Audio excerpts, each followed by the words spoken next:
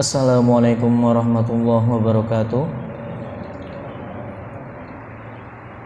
Hamdan katsiran thayyiban mubarakan fih. Wassalatu wassalam ala Rasulillah wa ala alihi wa sahbihi wa man tabi'ahum bi ihsanin ila yaumiddin. Amma ba'd.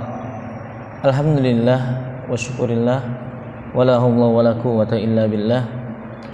Alhamdulillah, segala puji bagi Allah Subhanahu wa taala yang telah mempertemukan kita kembali di masjid ini di subuh hari ini setelah mematikan kita sejenak, kemudian kemudian Allah menghidupkannya kembali, menghidupkan kita kembali untuk melaksanakan ibadah, menyembah kepadanya.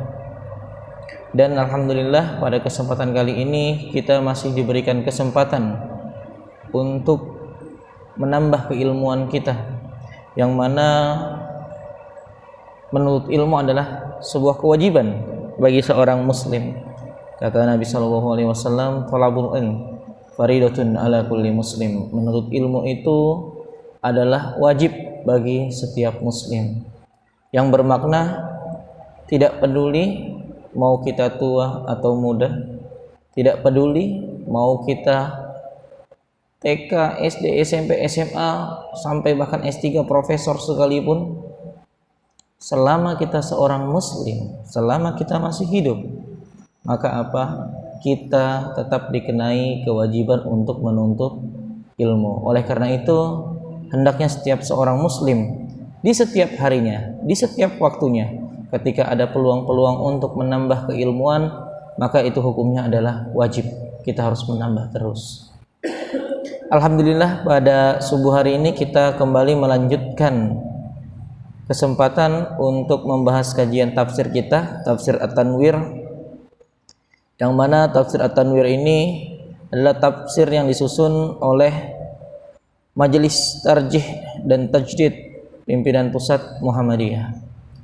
Pada kesempatan kali ini kita akan membahas surah Al-Baqarah ayat 21 dan 22, dua ayat insyaallah. Jadi tidak terasa sudah sekitar 4-5 pertemuan, dan ini pertemuan ke-6 kita.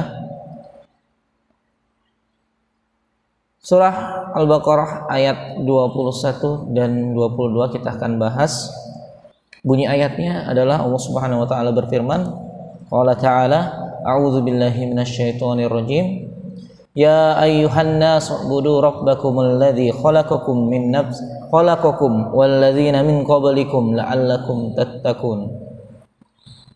Kata Allah, wahai manusia, sembahlah Tuhanmu yang telah menciptakan kamu, yang telah menciptakan kalian dan orang-orang sebelummu, sebelum kalian, agar kamu bertakwa.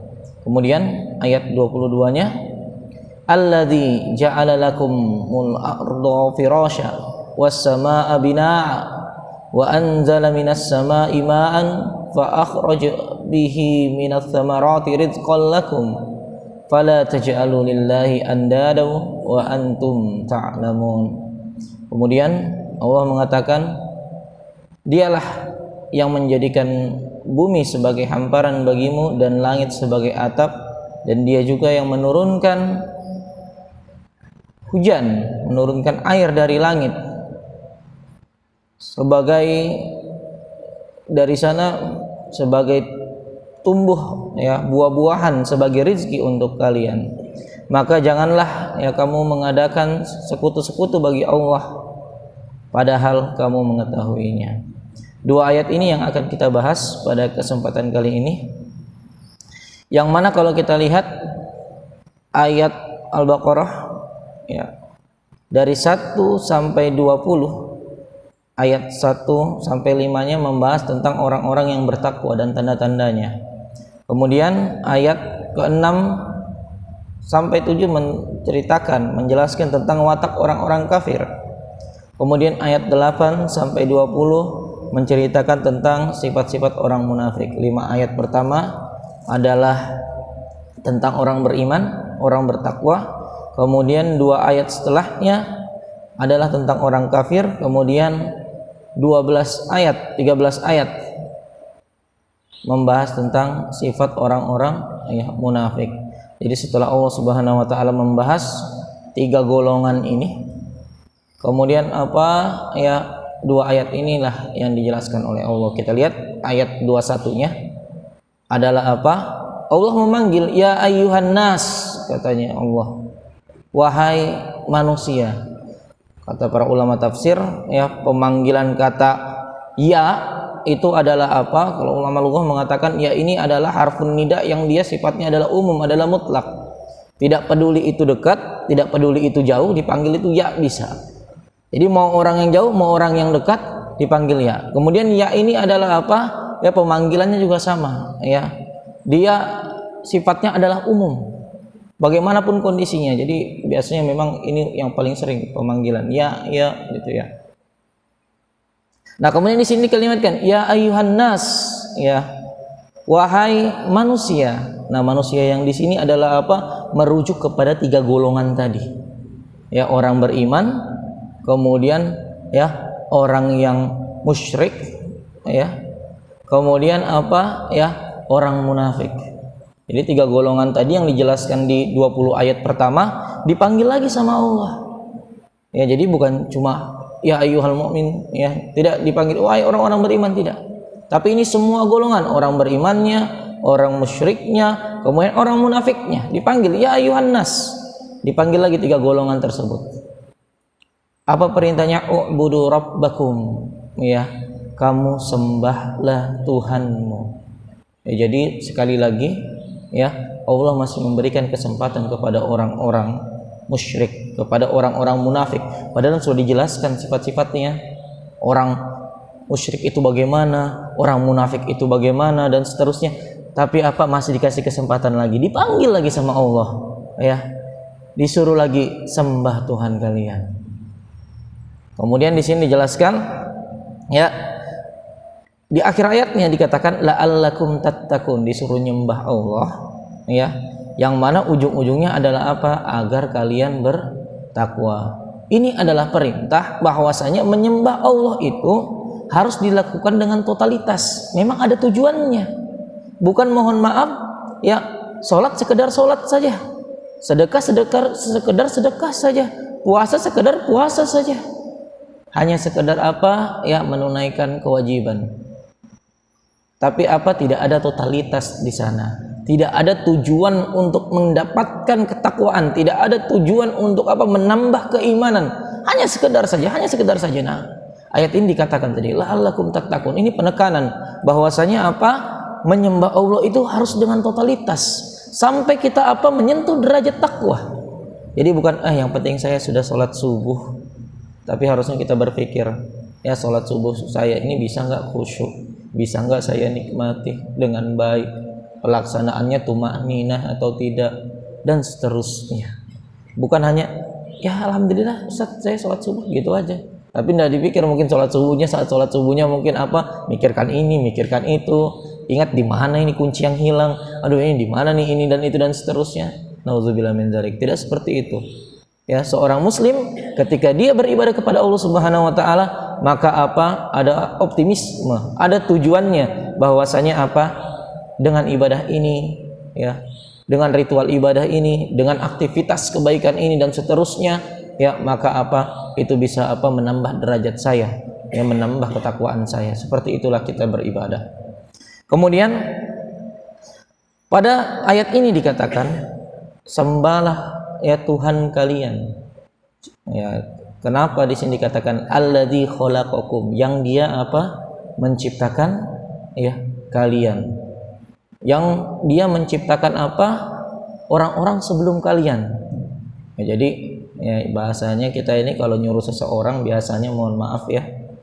Tolonglah kamu lakukan ini dan itu untukku. Baru kadang kita bahas kayak gini ya. Aku kan dulu bantu kamu. Ya biasanya kayak gitu ya.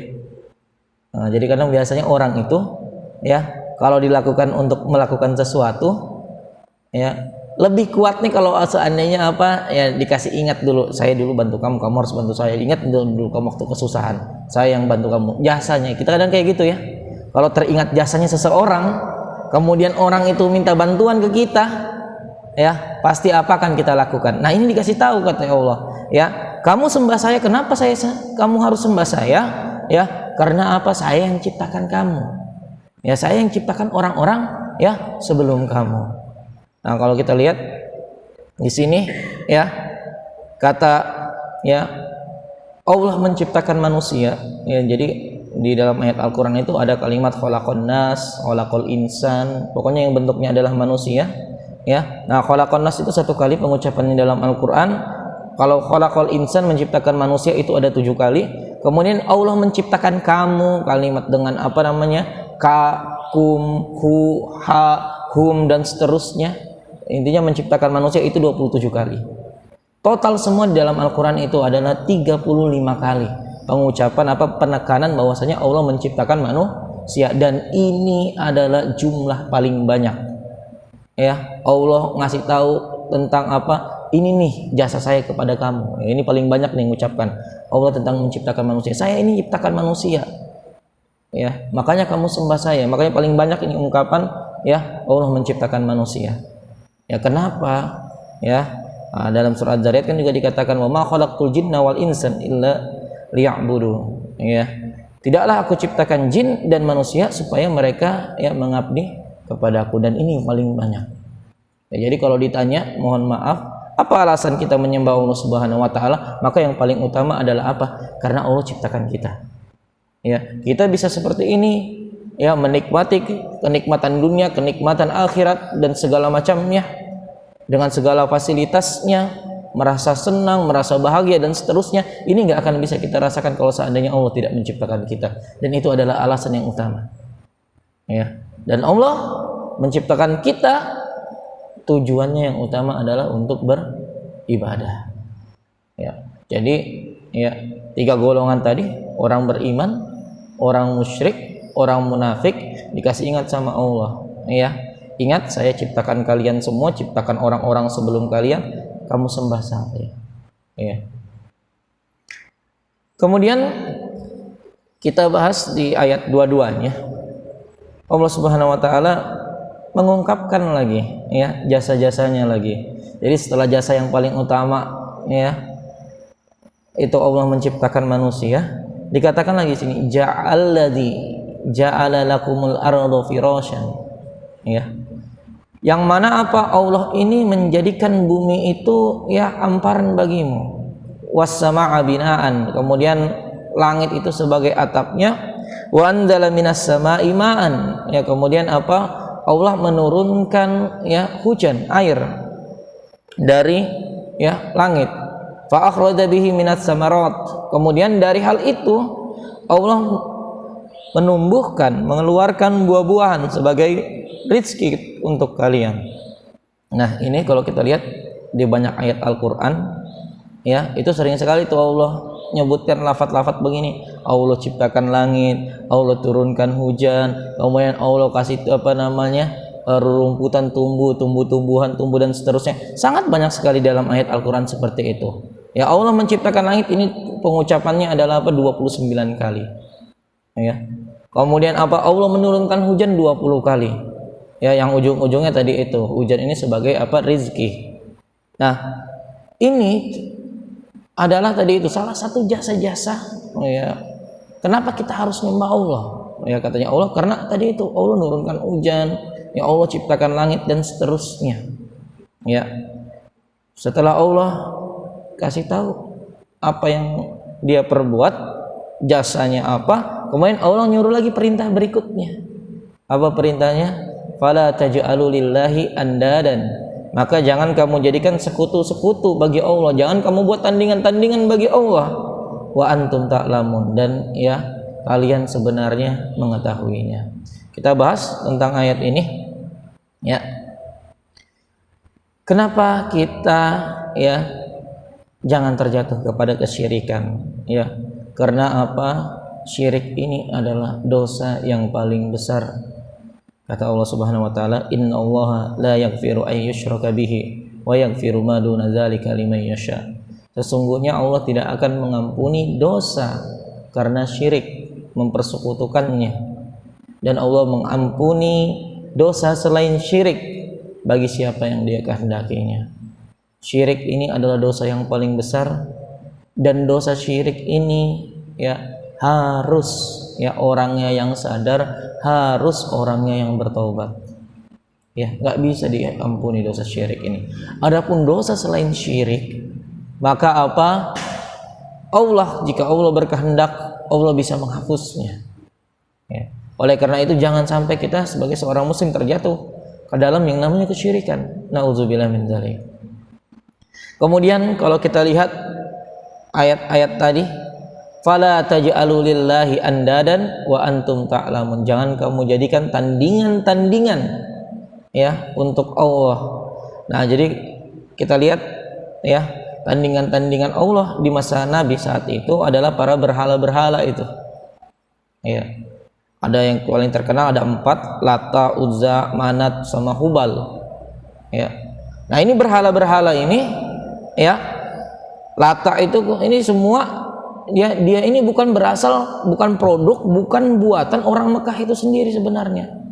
Jadi ajaran menyembah berhala dan seterusnya, buat ini apa, itu sebenarnya bukan ajaran, bukan yang buat itu bukan orang Mekah sendiri, bukan.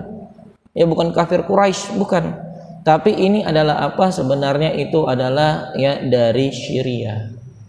Ya, jadi kalau Uzza itu dikenal katanya ibunya para dewa. Kalau Lata ibunya para dewa, Al-Uzza itu dewa yang kuat ya. Nah, ini banyak nih, Al-Uzza ini adalah berhala yang paling banyak ya disembah ya di masa Nabi. Kemudian ada juga Manat ya, ini apa, dewi keberuntungan. Ya, jadi macam-macam bentuk berhalanya, beda-beda tuh fungsinya, tujuannya. Kemudian ada Hubal ya, Hubal ini adalah apa, dewa yang menurunkan hujan, dan Hubal inilah yang berhalanya paling banyak di Mekah, di Ka'bah. Jadi dari banyak berhala, meskipun Uzza yang paling banyak di masa Nabi, tapi itu secara keseluruhan ya. Tapi untuk di Mekah ya, di Ka'bah yang paling banyak berhalanya adalah berhala Hubal ya, yang tujuannya apa ya, menurunkan hujan. Dan Hubal ini awalnya pertama kali dibawa oleh Amr bin Luhai, yang mana dia seorang pedagang. Dia pergi ke Syria ya, kemudian apa, dia melihat ritual-ritual penyembahan itu berhala apa ya. Akhirnya orang-orang Syria menjelaskan, ini salah satu apa berhala kita nyembah dewa yang menurunkan hujan. Maka ya Amr bin Luhai ini meminta membeli satu, kemudian dibawalah ya ke Mekah. Ya, dikasih tahu ini tujuannya begini, dan kebetulan kita tahu Mekah kondisinya gersang ya, dan seterusnya. Maka apa ya, orang-orang tertarik, wah kita perlu hujan nih, apa kita kasih banyak di berhala Hubal dan seterusnya. Dan inilah apa, berhala yang paling banyak ya di Mekah, di Ka'bah. Makanya kalau kita lihat ya, kenapa Allah Subhanahu wa taala di ayat 22 ini ngatakan ya tadi ya, alladzi ja'ala lakumul arda firasyan was samaa'a wa binaan wa anzala minas samaa'i ma'an fa akhraja bihi minas samarati rizqan lakum. Allah kasih tahu ya, Allah nekankan di sini ya, Allah ciptakan langit ya, Allah ciptakan bumi, ciptakan langit, Allah yang nurunkan hujan. Kenapa ya ayat di sini menunjukkan nurunkan hujan? Karena Allah ingin kasih tahu orang-orang ya kafir Quraisy, yang nurunkan hujan itu bukan Hubal ya, tapi apa, adalah saya. Makanya di dalam ayat Al-Quran, selain jasa ya penciptaan manusia, Allah menciptakan manusia ya, maka apa, yang kedua paling banyak adalah tentang apa ya tadi ini, menurunkan hujan ya. Untuk tadi itu Allah kasih ingat, ini bukan Hubal yang nurunkan hujan kepada kalian, bukan, tapi kata Allah adalah aku. Makanya di dalam Al-Quran banyak sekali tadi ya ayat-ayat tentang ya Allah menurunkan hujan ya tadi. Kemudian kita kembali ya, mereka ini ya, berhala-berhala ini, Lata, Uzza, Manat, Hubal, ini tujuannya adalah apa ya, para penduduk kafir Quraisy ingin mengambil manfaat ya, supaya apa, supaya jadi kuat, supaya jadi hebat. Pakai Manat supaya minta keberuntungan ya, Hubal supaya apa, turun hujan ya. Nah sebenarnya ya kalau kita lihat di ayatnya, di penghujung ayat dikatakan fala taj'alu lillahi andadan wa antum ta'lamun. Kamu jangan jadikan tandingan-tandingan untuk Allah, sekutu-sekutu untuk Allah. Dalam akhir ayat ini dikatakan di situ wa antum ta'lamun, padahal kalian itu sebenarnya sudah mengetahui, ya. Nah, jadi sebenarnya ya orang kafir Quraisy itu ya dia itu sudah tahu yang ciptakan mereka itu Allah. Dia itu sudah tahu ya bahwasanya ya dia menyekutukan Allah, dia berbuat kesyirikan dan seterusnya, dia sudah tahu. Dia menyembah berhala-berhala tadi itu karena apa? Dia merasa butuhnya Tuhan yang lokal. Ya. Jadi mau hujan kita butuh Tuhan hujan nih. Ya, kita mau keberuntungan kita butuh Tuhan keberuntungan. Padahal kita punya Allah, Tuhan yang umum, yang mencakupi segala hal. Cuma mereka berpikir tadi itu, ya, wah kita butuh nih itu untuk yang hujan satu. Jadi Tuhan lokal kalau bahasa kita ya. Nah, itu sebenarnya orang-orang kafir Quraisy itu dia tahu. Dalam ayat Al-Qur'an dijelaskan surah Al-Luqman ayat 25, wala in sa'altahum man khalaqas samawati wal ard la yaqulunna Allah. Ya, jika kalian bertanya kepada mereka itu, ya, kepada orang kafir Quraisy, di sini dikatakan siapa yang menciptakan langit dan bumi, maka apa dia mengatakan Allah. Jadi mereka itu tahu. Ya, aslinya itu seperti itu. Ya, tapi apa? Karena mereka sendiri yang memilih kesyirikan, karena merasa membutuhkan Tuhan-Tuhan lokal itu untuk kepentingannya. Ya. Nah, kemudian di sini dikatakan juga, ya, penjelasannya dalam surah Taubah ayat 30 dikatakan waqalatil yahudu Uzair ibnullah, ya, orang Yahudi mengatakan ya Uzair itu putra Allah, ya, waqalatin nasara al-masih ibnullah, ya, kemudian orang Nasrani mengatakan al-masih itu apa? Putra Allah, ya, kita katakan Nabi Isa, dia mengatakan ya Isa al-masih itu ya putra Allah. Kemudian dikatakan di sini lanjutan ayatnya zalika qauluhum bi afwahihim, ya, katanya apa? Ya, itu adalah klaim-klaim ucapan dari mulutnya orang Nasrani dan orang ya Yahudi. Ya. Kemudian apa di sini dikatakan ya yudahiuna qaulal ladzina kafaru min qabl, ya, qatalahumullah anna yufakun. Ya, mereka itu meniru ucapan-ucapan orang-orang kafir terdahulu. Jadi orang-orang kafir Quraisy, ya, ini dia apa? Dia ngikutin tuh, ya, hal-hal yang dilakukan oleh orang-orang ya Nasrani dan orang-orang ya Yahudi. Sebenarnya dia tahu itu adalah sebuah kesalahan, ya, itu adalah sebuah keburukan, penyembahan itu dia tahu itu adalah salah. Makanya apa? Ya, Allah melaknat mereka. Ya, bagaimana mereka kok bisa sudah tahu tapi apa? Masih berpaling. Nah, ini gambarannya. Jadi sebenarnya mereka itu orang kafir Quraisy itu mereka tahu, makanya dikatakan wa antum ya ta'lamun, ya. Nah, kemudian yang terakhir pembahasan kita ya adalah tentang syirik bentuk baru di zaman sekarang. Di zaman sekarang ya kita bisa katakan ya tidak ada lagi, mungkin ya, bukan tidak ada, mungkin sangat jarang sekali kita temukan berhala, Uzza, Tamanat, Hubal dan ya sejenisnya. Ini sangat ya jarang sekali. Tapi Allah Subhanahu wa taala berfirman, afara'aita man ittakhadha ilahu hawahu, ya, apa kamu pernah melihat orang menjadikan hawa nafsunya sebagai Tuhannya? Dan inilah kebanyakan kita manusia terkadang terjatuh ke dalam hal yang seperti ini, ya. Mungkin ya tidak ada lagi ya berhala-berhala yang menjadi Tuhan, tapi apa yang ada adalah apa? Hawa nafsu yang menjadi Tuhan. Yang mana apa? Adallahullah ya ala ilmin wa khatama ala sam'ihi wa qalbihi wa ja'ala ala basarihi gisyawah, ya, yang mana apa? Ya, ada orang yang menjadikan hawa nafsunya sebagai Tuhannya, kemudian apa? Ya, Allah akan menyesatkan orang-orang yang seperti itu tanpa sepengetahuannya. Pendengarannya dikunci, kemudian hatinya juga ditutup, ya. Contoh ya orang yang menjadikan ya hawa nafsunya sebagai Tuhannya adalah apa? Dalam perkara-perkara seperti ini contohnya dijelaskan adalah dalam perkara iptek, sains, teknologi. Ya, kita lihat di zaman sekarang ini saking canggihnya ilmu pengetahuan, saking canggihnya teknologi, ya kadang apa malah menjadikan apa seseorang itu tidak percaya dengan ajaran-ajaran agama. Ya, bagaimana ceritanya? Ya kayak gitu ya. Kalau kita pikir-pikir berdasarkan ilmu sains, kok bisa laki-laki sama perempuan itu warisannya kok beda?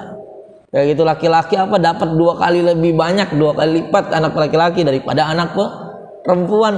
Padahal sama-sama manusia gitu kan. Sama-sama anak dari orang tuanya sama, kenapa dikasih? Karena dia pikir pakai apa? Ya hitungannya manusia ini apa seterusnya. Pakai pengetahuan. Kemudian lagi teknologi dan seterusnya. Ya. Apalagi zaman sekarang ya, sekarang apa namanya? Pengaturan genetika. Ya sekarang sudah mulai apa teknologi sekarang ini yang terbaru untuk genetika itu adalah apa dari tetesan darah. Ya, darah hewan ini masih bentuknya hewan, manusia belum bisa. Ya, nanti apa bisa menjadi daging yang diinginkan. Jadi awalnya apa dari darah saja, contohnya darah sapi ini, kemudian darahnya itu diambil, digenetikkan, diatur sebagian rupa, kemudian tumbuhlah daging. Ya, kemudian dagingnya itu bisa dimakan. Ya, zaman sekarang itu kayak gitu. Ya, itu kalau orang yang sudah dia tergila-gila dengan teknologi, sains dan teknologi, itu sudah mungkin mohon maaf ya semakin jauh dari agama. Dijadikan apa? Wah ini nih ya kita tidak butuh ya Tuhan lagi di masa sekarang ini. Karena apa-apa semuanya teknologi. Seperti itu. Nah, ini kadang banyak orang yang terjebak seperti itu. Ada juga orang yang menjadikan apa?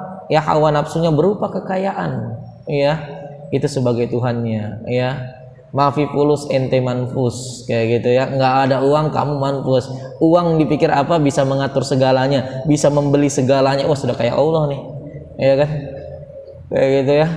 Dan seterusnya. Nah, kadang ada orang-orang yang seperti itu. Ya, dengan mentang-mentang dia punya uang, wah gampang aja tuh hal kayak gini, gampang aja hal kayak gini, semua urusan beres gara-gara uang. Wah, kayak Allah aja ya. Kun fayakun. Nah, ini ada banyak orang yang terjebak seperti itu. Nah, maka ini juga sama. Ini adalah bentuk kesyirikan. Ya, dan kita harus apa menghindari hal yang seperti ini. Bentuk lain juga lagi jimat. Ya, mungkin tidak dalam bentuk berhala, tapi dalam bentuk apa? Jimat. Kita yakini nih, wah ini cincin, ya ini cincin keberuntungan nih. Kalau nggak ada ini saya celaka ini apa seterusnya. Nauzubillah min dzalik. Apa bedanya lantas dengan berhala-berhala tadi itu? Ya, yang minta keberuntungan, minta ini dan seterusnya. Wah ini seret rezeki nih kalau saya hendak pakai kalung yang ini nih. Ya, nauzubillah min dzalik. Apa bedanya? Ya, dengan berhala-berhala tadi yang mempunyai fungsi-fungsi lokal. Ya, Tuhan lokal kalau bahasa kita ya. Paling kita punya Allah yang apa? Yang bisa memenuhi segala ya permintaan kita, kemauan kita. Kemudian apalagi bentuk-bentuk syirik zaman baru, sesajian ya, tempat keramat ya. Oh di tempat ini nih ya pohon keramat enggak boleh ditebang, kalau ditebang nanti ini begini ya. Apa di sini ya, nauzubillah min dzalik ya. Syirik zaman baru ini ya, ini semua ya adalah karena apa? Manusia itu memperturutkan hawa nafsunya. Dan semoga kita ya dimudahkan Allah Subhanahu wa taala untuk menghindari ya syirik-syirik di zaman ya sekarang ini. Amin ya rabbal alamin.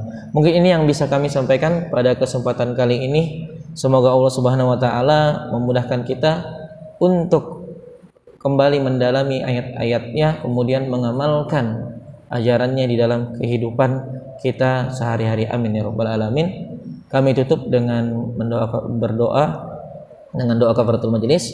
Subhanakallahumma wa bihamdik asyhadu an la ilaha illa anta astaghfiruka wa atubu ilaik. Wassalamualaikum warahmatullahi wabarakatuh.